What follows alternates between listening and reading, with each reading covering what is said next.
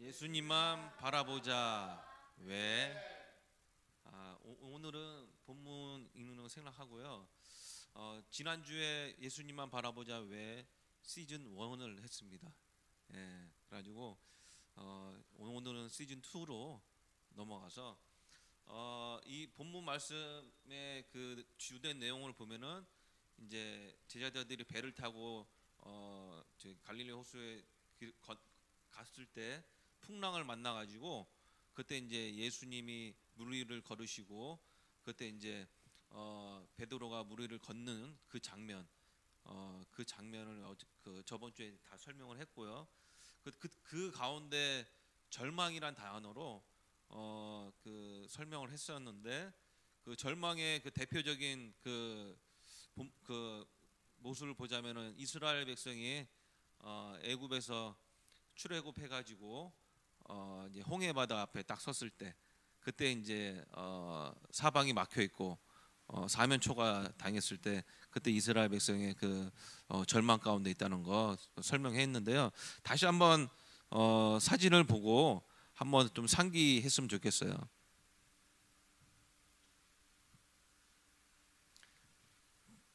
자 보시면은 저 끝에서부터 저 끝까지 거리가 9km라고 그래요.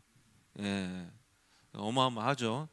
그 중간에 저쪽 길 나 있는 데가 이제 그 이스라엘 백성 250만 명, 250만 명입니다. 250만 명이 저 협곡을 따라서 다 이 광장에 모인 상태예요.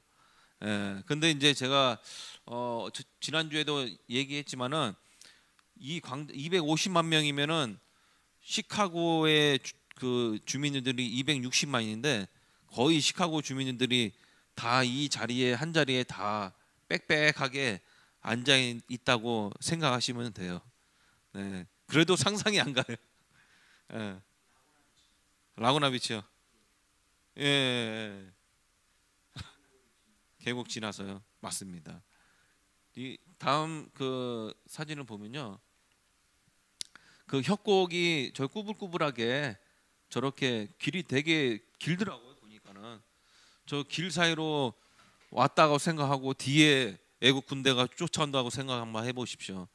에, 그걸 상상하면서 그 길을 갔을 때 근데 왜 애국 군대가 충분히 쫓아올 수 있지 않았을까요? 그렇죠?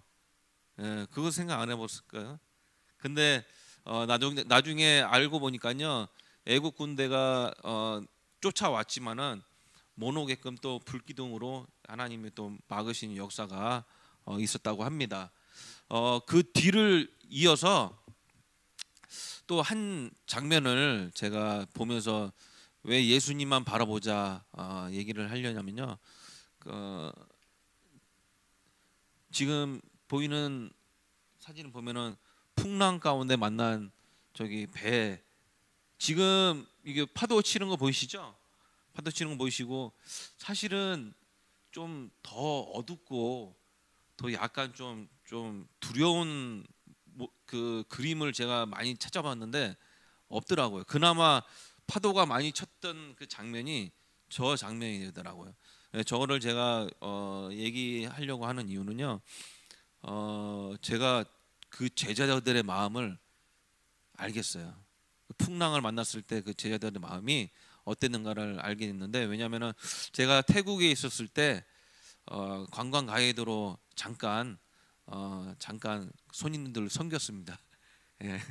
섬겼을 당시에 제 그때 나이가 26살이었는데 그때도 저만한 작은 배를 타고 손님을 태우고 그때는 좀 아주머니 저희 어머니 나이 때 분들이 한 8분 모시고 배를 탔었어요. 그러고 이제 진짜 하늘은 너무나 맑았고 구름 한 점도 없고 바다는 그냥 뭐 파도 치는 것도 없이 보트를 타고 평온하게 가는데요. 갑자기 하늘이 그냥 새까매져.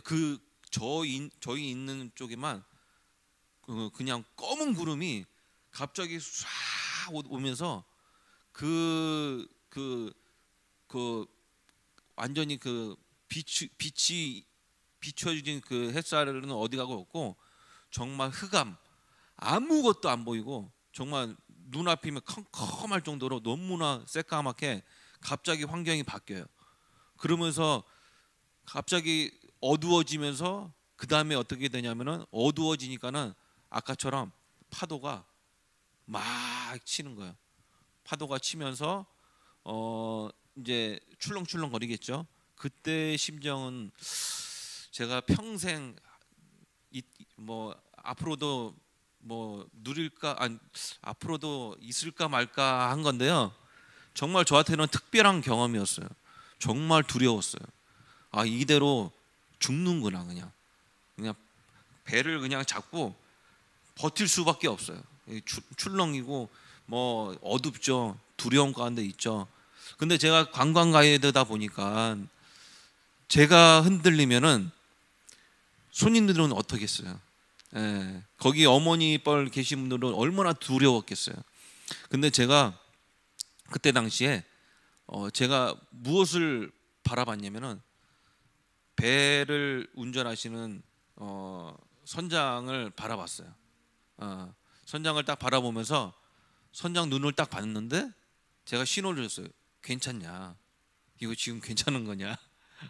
괜찮냐? 그랬더니 정말로 그 인자한 모습을 아직도 잊을 수가 없는데 정말 그냥 인자하게 웃으면서 괜찮아, 걱정 마, 이런 표정으로 저를 이렇게 바라보는데 그 순간에 저도 모르게 두려운 마음은 사라지고 평안한 가운데 갑자기 바뀌어지는 거예요.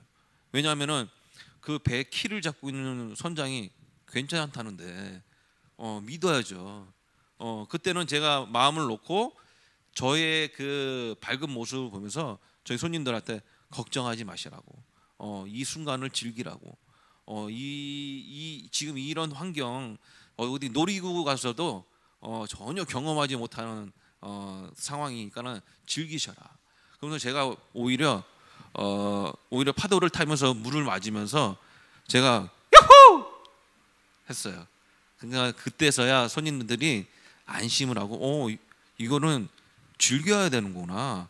이런 상황이 가이드 얘기로는 이런 상황이 진짜 뭐 천연재지변 이런 상황을 맛볼 수 없다는데 이 상황을 한번 즐겨보자 해서 즐겼던 그때가 떠올려요. 예. 근데 제가 말씀드리고 싶은 거는 뭐냐면은 굉장히 두려워요. 갑자기 어두워지면요 사람이 밝은 데 있다가 갑자기 어둡잖아요. 그러면 두려워요.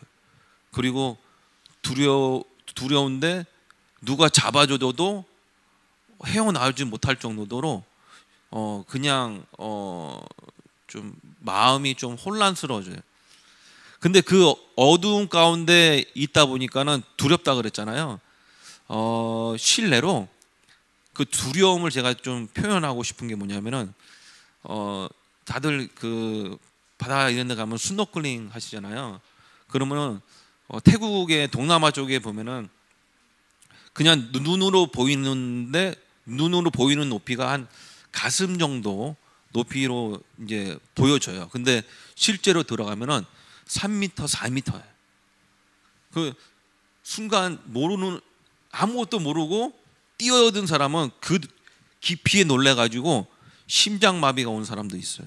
그래서 항상 여기는 깊습니다. 보기와는 다르게 깊습니다. 라고 미리 얘기를 해줘요. 근데 가이드 저는 많이 해봤겠죠. 네, 저는 이제 많이 이제 스노클링 하다가 언제 한번 정말 두려운 상황을 한번 경험을 했었는데요. 3m, 4m 되는 데서 스노클링 하다 보면은 산호초도 보이고 막 물고기도 보이고 막 그래요. 근데 정말 이쁜 물고기가 눈에 보여서 그 물고기를 쫓아다녔어요.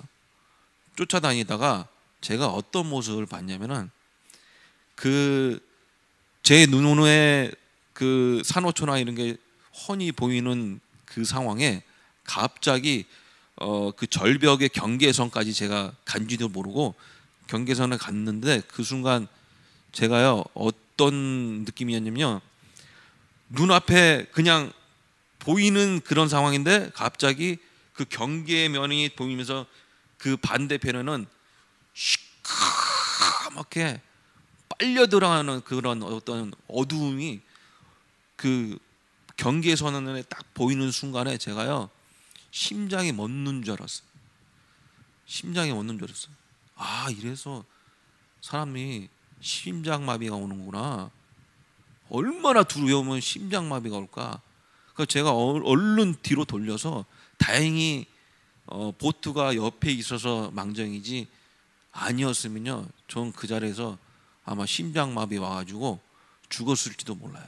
그 정도로 어두움은 사람을 두렵게 만들어요. 저희가 원래 어두운 데서 있다가 지금은 빛으로 나왔잖아요. 왜요? 예수님이 빛이시잖아요. 예수님 안에 있으면은, 빛 대신 예수님 안에 있으면은 그렇게 자유롭고 너무 막 기쁜 가운데 정말 산호초를 보면서 누리는데, 어두운 가운데 있으면요 정말 절망 가운데 나락으로 막 빠지면서 그렇게 헤어나지 못하는 삶을 사는 걸 봤어요. 저는 예수님 만나기 전에, 네, 예수님 만나기 전에 어둠 가운데 있었어요. 네, 죄로 인한 어둠 가운데 머물러 있었는데, 제가 생각해봐도 그때 당시에는 두려웠던 것 같아요. 그냥 매일이 두려웠던 것 같아요. 매일이 기쁨이 없었어요. 매일이 평안이 없었어요.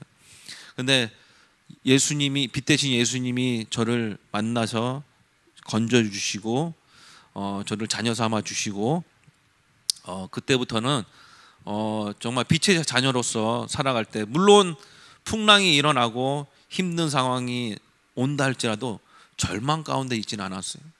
왜냐하면 그 절망이라는 것 자체가 희망이 없고 소망이 없다는 거잖아요. 예수 믿는 사람들은 절망이 없습니다. 예, 그거 알아두셔야 됩니다. 절망이란 단어는 없어요. 오히려 희망으로 가득 찬 이유가 예수님이 내 안에 계시니까. 예수님을 내 구주로 섬기고 내 주인으로 모셨을 그 때부터는 절망이란 단어가 사라집니다. 그리고 제가 그 빛 대신 예수님을 잘 표현하고 싶은 것 중에 하나가, 왜 빛 대신 예수님이 오면은 평안할까요? 왜 예수님만 바라봐야 되나요? 왜냐하면 예수님 안에 거하지 않으면은 어두움이거든요. 예수님 안에 있어야지만 빛 가운데로 나올 수 있고 평안 가운데 거할 수 있는데, 예수님을 바라보지 않으면은 어두움에 있을 수밖에 없어요. 한 예로 저희가 청년들끼리 기도원에 갔었어요. 기도원을 갔는데 잔뜩 이제 기도하러 간 건 아닌 것 같아요. 지금 생각하면은 기도하러 간 건 아닌 것 같고 놀러 갔는데, 그때 또 어떻게 정전이 돼가지고, 그 일대 정전이 돼가지고 진짜 빛이 하나도 없어요. 그 기도원은 원래 정말 외딴 곳이고 불빛이 없는데, 그 와중에 정전되다 보니까 아예 불빛이 없어요. 사람도 안 보입니다. 그냥 한 치 앞도 안 보이고 뭐 진짜 아무것도 안 보여요. 그때 마음은 어떠냐면 다들 두려움 가운데 떨고 있어요. 처음에는 어두워지고 나니까는 재미있었는지 킥킥대고 막 이렇게 막 술래잡기 하듯이 그렇게 지내다가 그게 길어지니까요 두려움에 떨더라고요. 그래서 어떤 이들은 손을 짚으면서 구석에 있는데 자기 몸을 기대면서 불빛이 켜지기까지 기다리고 있고, 다들 그런 모습이었어요. 그런데 저는 양초가 어디 있는 줄 알았어요. 그래서 양초로 불을 켰습니다. 조만한 불이죠. 그걸 들고 사람들을 찾아다니기 시작했어요. 찾아다니기 시작하는데 멀리는 안 보이겠죠. 내 앞에 주변에만 보이겠죠. 근데 제가 이렇게 초를 들고 이렇게 갔을 때 한 명 한 명씩 보이면서 한 명씩 한 명씩 그 촛불로 이렇게 모여드는 그런 모습을 보면서 그래, 이거구나. 우리는 어두운 가운데서 두려움에 떨고 있는 죄인인데 예수님이, 빛 대신 예수님이 우리를 찾아와 주셔서 빛 가운데로 우리를 초청하셨구나. 그래서 더 이상 두려워하지 말고 어둠 가운데서 헤매지 말고 빛 가운데서 나와 함께 영원히 지내자. 그리고 이 땅 가운데 살면서 이미 십자가에서 내 죄를 사해 주시고 그 다음에 죄와 사망으로부터 자유케 하신 그 예수님을 믿게 하셔서 지금은 전혀 두렵지 않습니다. 어떤 상황이 온다 할지라도 그 예수님이 나의 빛 되시고 소망 되시고 또 길이요 진리요 생명 되신 예수님에게 영원히 그 예수님 붙잡고 예수님을 바라보고 예수님만 의지하는 삶을 살아가고 있습니다. 여러분들도 예수님만 바라보자. 왜? 예수님이 길이요 진리요 생명 되시고 예수님이 빛 가운데로 우리를 인도하시고 그 다음에 우리를 죄와 사망에서부터 자유케 하셔서 우리를 영원히 기쁨 가운데 평안 가운데 거하게 하시려고 우리를 인도하신 그분이시기 때문에 우리는 어떤 일이 어떤 상황 가운데 있더라도 예수님만 바라보고 예수님만 의지하기를 진심으로 축복합니다. 아멘. 기도하시겠습니다. 하나님 감사합니다. 오늘도 예수님만 바라보자. 예수님만 왜 바라봐야 되는지 주님 말씀을 나눴습니다. 저희들이 예수님을 바라보지 않고 있으면 세상을 바라보게 됩니다. 세상은 어둠 가운데 있고 어둠은 두려움을 만듭니다. 주님, 저희가 두려움 가운데 있을 때 빛 대신 예수님이 우리를 찾아와 주셔서 우리를 소망 가운데 두게 하시고 우리를 또 죄와 사망으로부터 자유케 하셔서 우리를 또 예수님이 주시는 그 기쁨 가운데 평안 가운데 거하게 해주셔서 아버지 감사합니다. 정말 저희들이 살면서 잊지 말아야 될 것은 예수님만 바라보자이고 예수님을 바라보는 그 한 사람으로 인해서 여러 사람들이 예수님을 바라보게 될 줄 믿습니다. 아버지, 저희가 예수님 바라보는 그 한 사람 되기 원합니다. 빛 대신 그 예수님이 내 안에 있으시기 때문에 내가 어디를 걸어가든 어둠 가운데 있는 주님의 그 자녀들을 찾아다니며 그들을 어둠에서 빛으로 인도할 수 있도록 주여 우리의 발걸음을 인도하여 주시옵시고 우리에게 믿음을 허락하여 주시옵시고 저희들을 통하여서 그들이 예수님을 바라보고 예수님을 믿고 영원한 저 천국에서 예수님과 함께 거할 수 있는 축복을 누릴 수 있도록 주여 아버지 인도하여 주시옵소서. 감사합니다. 예수님의 이름으로 기도합니다. 아멘.